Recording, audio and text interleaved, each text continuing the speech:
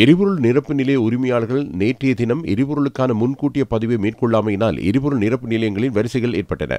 ஒரு சில இடங்களில் இன்று முற்பகல் வேளையிலும் வரிசைகள் காணப்பட்டன. எரிபொருள் விநியோக செயல்பாட்டில் ஒரு சில குழுக்களே விலகியுள்ளதாக கனியவள கூட்டுத்தாபனம் தெரிவித்துள்ளது. ஒரு சில எரிபொருள் நிலையங்களில் எந்தவித நீண்ட வரிசைகளும் காணப்படவில்லை.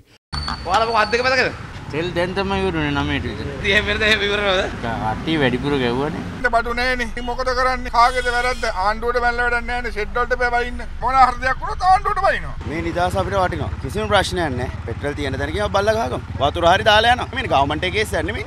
வெளிமட மற்றும் கெப்பத்திபொல ஆகிய பிரதேசங்களில் எரிபொருள் விநியோகம் வழமை போன்று இடம்பெறும் விதம் இதோ. தம்புளை பிரதேசத்தில் தேவையான அளவு எரிபொருள் விநியோகிக்கப்படுவதாக எரிபொருள் நிரப்பு நிலைய ஊழியர்கள் தெரிவிக்கின்றனர்.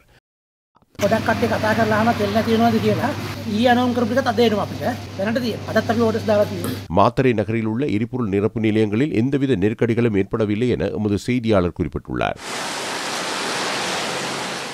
கொலன்னாவிலிருந்து எரிபொருள் விநியோகம் வழமை போன்று இடம்பெறுகிறது. கொலன்னாவையில் முன்பதிவுகள் மேற்கொள்ளப்படும் எரிபொருள் தொகைக்காக அவற்றை பெற்றுக்கொள்வதற்கான பவுசர்கள் வழமை போன்று வருகை தருகின்றன.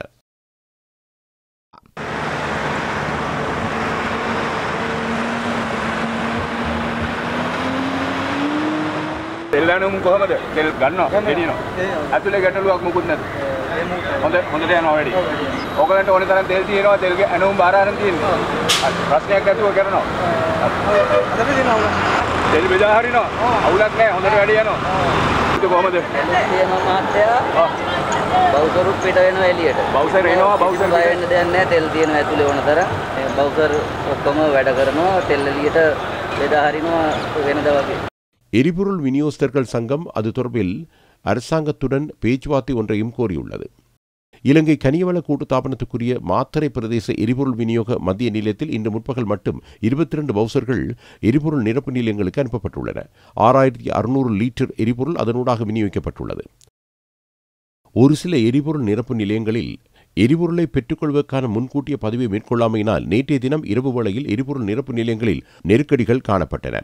இன்று காலை வேளையிலும் அங்கு அதே நிலைமை காணப்பட்டது.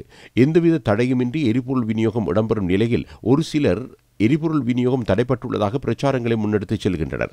இந்நிலையில் எந்தவித தடையுமின்றி எரிபொருள் விநியோகம் இடம்பெறுவதாகவும் எரிபொருளுக்கான தட்டுப்பாடு இல்லை என கனியவள கூட்டுத்தாபனத்தின் தலைவர் ஆனந்த ராஜகருணா குறிப்பிட்டார்.